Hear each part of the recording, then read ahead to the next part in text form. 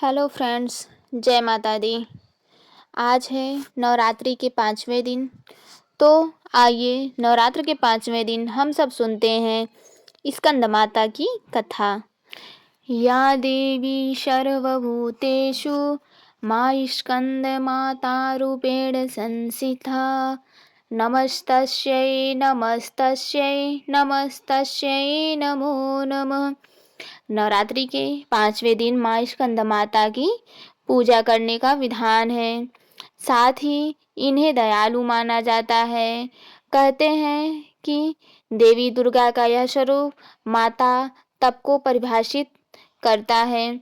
वही प्रेम और ममता की मूर्ति स्कंद माता की पूजा करने से संतान की प्राप्ति होती है, मनोकामना पूरी होती है और माँ बच्चों की दीर्घायु प्रदान करती हैं। वही देवी भागवत पुराण के अनुसार भोलेनाथ की अर्धांगिनी के रूप में माँ ने स्वामी कार्तिकेय को जन्म दिया था। स्वामी कार्तिकेय का दूसरा नाम स्कंद है, इसलिए माँ दुर्गा के इस स्वरूप को स्कंद माता कहा गया है। आइए जानते हैं माँ स्कंद माता की व्रत कथा।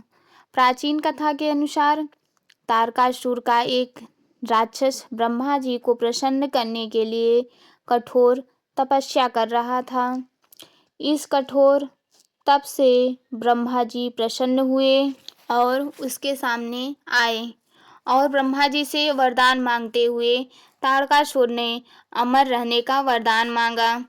तब ब्रह्मा जी ने उसे समझाया कि इस धरती पर जिसने जन्म लिया है उसका मरना ही है। निराश होकर ब्रह्मा जी से कहा, प्रभु ऐसा कर दो कि भगवान शिव के पुत्र के हाथों ही मेरी मृत्यु हो। तारकासुर की ऐसी धारणा थी कि भगवान शिव कभी विवाह नहीं करेंगे, इसलिए उसकी मृत्यु कभी नहीं होगी। फिर उसने लोगों पर हिंसा करना शुरू कर दिया। तारकासुर के अत्याचारों से परेशान होकर सभी देवता भगवान शिव के पास पहुँचे और तारकासुर से मुक्ति दिलाने की प्रार्थना की। तब भगवान शिव ने माता पार्वती से विवाह किया। विवाह करके माता पार्वती को अपने साथ कैलाश पर्वत पर ले आए और फिर वे कार्तिकेय के पिता बने, क्योंकि केवल भगवान शिव के पुत्र कार्तिकेय के द्वारा ही उसका विनाश संभव था। ऐसी स्थिति में माँ पार्वती ने अपने पुत्र स्कंद यानी कार्तिकेय को युद्ध के लिए तैयार करने हेतु स्कंद माता का रूप धारण किया। स्कंद माता से युद्ध की शिक्षा प्राप्त कर तारकासुर का संहार किया। नवरात्रि के 5वें दिन स्कंद माता की पूजा अर्चना की जाती है। इन्हें स्कंद माता इसलिए कहा जाता है क्योंकि ये देव स्कंद कुमार अर्थात कार्तिकेय की माता हैं। स्कंद माता की 4 भुजाएं हैं। दाहिनी भुजा में उन्होंने स्कंद देव को गोद में लिया है, जबकि दाहिनी ऊपरी भाग में कमल का पुष्प धारण की हैं। स्कंद माता का रंग श्वेत है।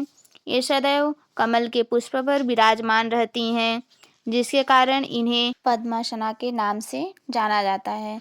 जो व्यक्ति स्कंद माता की पूजा अर्चना एकाग्रता अर्थात एकाग्र मन से पूजा करते हैं, उनकी सभी इच्छाएं पूर्ण होती हैं और वो भक्त संसार के बंधनों से मुक्त होकर मोक्ष को प्राप्त करता है। स्कंद माता की कथा यहीं पर समाप्त होती है। नवरात्रि के 5वें दिन माँ स्कंद माता की कथा अवश्य सुने। इसी तरह माँ की कथाओं को सुनने के लिए मेरे चैनल को सब्सक्राइब करें और कमेंट में जय माता दी जरूर लिखें। मिलते हैं अगले वीडियो में।